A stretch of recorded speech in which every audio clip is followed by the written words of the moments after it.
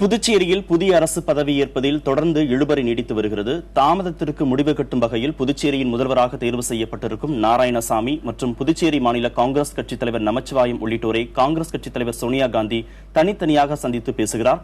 இது பற்றி டெல்லி செய்தியாளர் ஹனிகுமாரிடம் கூடுதல் விவரங்களை கேட்கலாம். ஹனிகுமார், 5 பேர் அமைச்சர்களாக இடம்பெற வேண்டும், அதற்கு 8 பேர் போட்டியிடுவதாக செய்திகள் வருகிறது. இழுபறிக்கு வேறு என்னென்ன காரணங்கள்? கார்த்திகேயன், அதாவது இந்த புதுச்சேரி மாநில தேர்தல் முடிவுகள் வெளியாகி 12 நாட்கள் ஆகியும் கூட இதுவரைக்கும் அங்கு புதிய அரசு அமைவதில் தொடர்ந்து சிக்கலும் குழப்பம் நீடித்து வருகிறது. இதோடு சேர்த்து தேர்தல் நடத்தப்பட்ட 4 பெரிய மாநிலங்களில் கூட புதிய அரசானது அமைந்து விட்டது. இருந்தாலும் கூட சிறிய மாநிலமான புதுச்சேரியில் புதிய அரசு அமைவதில் தொடர்ந்து இந்த இழுபறியும் சிக்கலும் தொடர்ந்து நீடித்து வருகிறது. புதுச்சேரி மாநில காங்கிரஸ் தலைவர் நமச்சிவாயம் தான் முதல்வராக அறிவிக்கப்படுவார் என எதிர்பார்க்கப்பட்ட ஒரு சூழ்நிலையில் தேர்தலிலேயே போட்டியிடாத திரு நாராயணசாமி அவர்கள் முதல்வராக அறிவிக்கப்பட்டார். இதனை தொடர்ந்து இதற்கு எதிர்ப்பு தெரிவித்து பல்வேறு தலைகளிலும் ஒரு எதிர்ப்பு தெரிவிக்கப்பட்டது. நமச்சிவாயம் ஆதரவாளர்கள் தொடர்ந்து பல்வேறு போராட்டங்கள் நடத்தினார்கள். ஒரு வழியாக இது சுமூகமான ஒரு முடிவுக்கு வந்து டெல்லியில் நாராயணசாமி, நமச்சிவாயம் மற்றும் வைத்திலிங்கம் ஆகியோர் நேற்றைக்கு 2 நாட்களுக்கு முன்பு காங்கிரஸ் கட்சியினுடைய துணைத் தலைவர் ராகுல் காந்தி சந்தித்து பேசியிருக்கிறார்கள். குறிப்பாக அந்த சந்திப்பின் போது மொத்தம் யார் யாருக்கு அமைச்சர் பதவி வழங்குவது, அமைச்சரவையில் யார் யார் இடம்பெறுவார்கள், குறிப்பாக முக்கியமான அமைச்சர் அவர்களுக்கு என்னென்ன மாதிரியான இலாக்காக்களை ஒதுக்குவது உள்ளிட்ட பல்வேறு விஷயங்கள் குறித்து ஆலோசிக்கப்பட்டதாக சொல்லப்படுகிறது. மேலும் அவர்கள் மூவரும் தங்களுடைய ஆதரவாளர்களுடைய பெயர்களையும் பரிந்துரைத்திருப்பதாக சொல்லப்படுகிறது. குறிப்பாக நாராயணசாமி அவர்கள் முதல்வர் என்று முடிவாகிவிட்டது. இருந்தாலும் கூட துணை முதல்வர் பதவி நமச்சிவாயத்தினுடைய தரப்பில் துணை முதல்வர் பதவி கோரப்படுவதாகவும் ஒரு தகவல் வெளியாகி இருக்கிறது. இப்படி இருக்கக்கூடிய ஒரு சூழ்நிலை இன்றைக்கு காங்கிரஸ் கட்சியினுடைய தலைவர் சோனியா காந்தி 4 வரையும் தனித்தனியாக அழைத்து அவர் ஆலோசனை செய்ய இருக்கிறார். இன்று காலை 10:30 மணியளவில் நாராயணசாமியை சோனியா காந்தி அவர்கள் சந்தித்து பேச இருக்கிறார். அதே போல 11 மணிக்கு வைத்திலிங்கம் அவர்கள் சோனியா காந்தி சந்தித்து பேச இருக்கிறார். 11:30 மணிக்கு மல்லாடி கிருஷ்ணராவ் அவர்கள் சோனியா காந்தி அவர்கள் சந்தித்து பேச இருக்கிறார். அதே போல இதெல்லாம் முடிந்த பிறகு இறுதியாக புதுச்சேரியுடைய காங்கிரஸ் கட்சி தலைவர் நமச்சிவாயம் அவர்கள் அவரை சந்தித்து அவர் ஆலோசனை செய்வார் எதிர்பார்க்கப்படுகிறது. இந்த சந்திப்பின் போது முக்கியமாக யார் யாருக்கு அமைச்சர்கள் பதவி கொடுப்பது, அவர்களுடைய கருத்துக்கள் என்ன, அவர்கள் என்ன நினைக்கிறார்கள் என்று பல்வேறு விஷயங்கள் குறித்து ஆலோசிக்கப்படும் எதிர்பார்க்கப்படுகிறது. 2 நாட்களுக்கு முன்பே சோனியா காந்தி சந்திப்பதாக இருந்தது. இருந்தாலும் கூட சோனியா காந்தி அவருடைய சொந்த தொகுதியான ராய்பரேலிக்கு சென்று விட்டதன் காரணமாக இந்த ஆலோசனையானது தள்ளி வைக்கப்பட்டிருக்கிறது. சோனியா காந்தி நேற்றைக்கு டெல்லி திரும்பியதன் காரணமாக இன்றைக்கு இந்த 4 வரையும் தனித்தனியாக அழைத்து அவர் அவருடைய என்ன ஓட்டங்கள் குறித்து அவர் ஆலோசனை செய்ய இருக்கிறார். கார்த்திகேயன், அனிகுமார், இந்த சந்திப்பிற்கு பிறகாவது புதுச்சேரியில் நீடித்து வரும் இழுபறி முற்றுப்புள்ளிக்கு வருமா? அதாவது எப்போ புதிய அமைச்சரவை பதவியேற்க வாய்ப்பு இருக்கிறது, அது குறித்த விரிவான விவரங்கள் இருக்கா?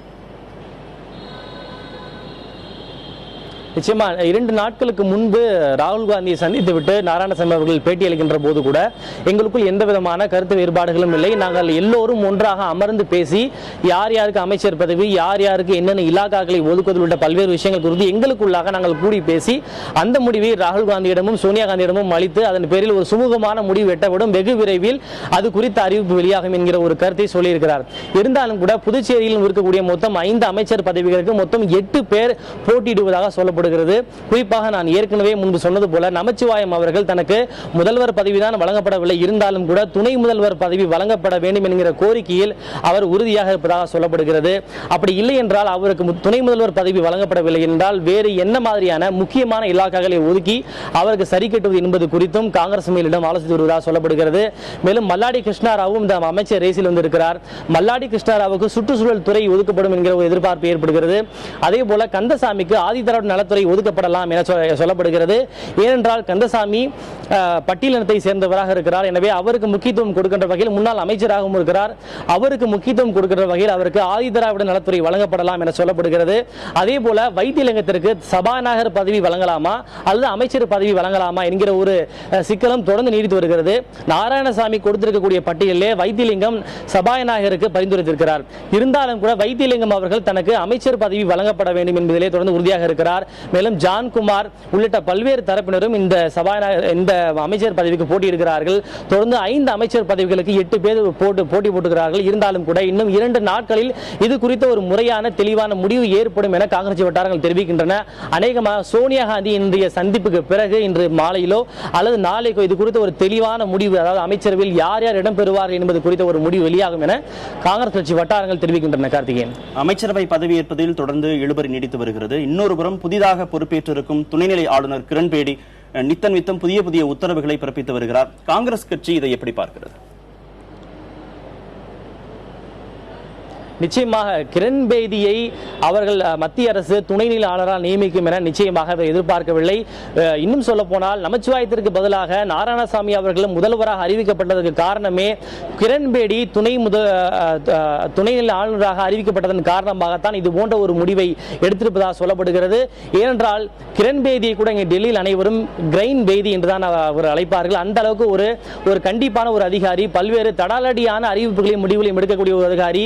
எனவே அவரை சமாளிக்க வேண்டுமானால் நிச்சயமாக அனுபவம் வாய்ந்த, அரசியலில் திறமை வாய்ந்த, முதிர்ச்சி வாய்ந்த ஒருவர் தான் முதல்வராக நியமிக்கப்பட வேண்டும் என காங்கிரஸ் கட்சி கருதியதாக தெரிகிறது. எனவே அவரை சமாளிக்கின்ற வகையில் சமாளிப்பதற்கு நாராயணசாமி தான் ஏதுவான ஒரு நபராக இருப்பார் என்று காங்கிரஸ் கட்சி கருதியதாகவும் சொல்லப்படுகிறது.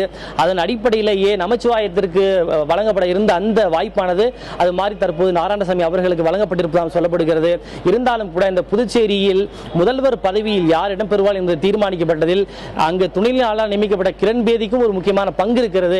அவர் நியமிக்கப்பட்டது ஒரு முக்கியமான காரணம் என்றும் சொல்லப்படுகிறது. கார்த்திகேயன், அமைச்சரவை தொடர்பான கூடுதல் விவரங்களுக்கு மீண்டும் உங்களை தொடர்பு கொள்கிறோம். ஹனிகுமார்.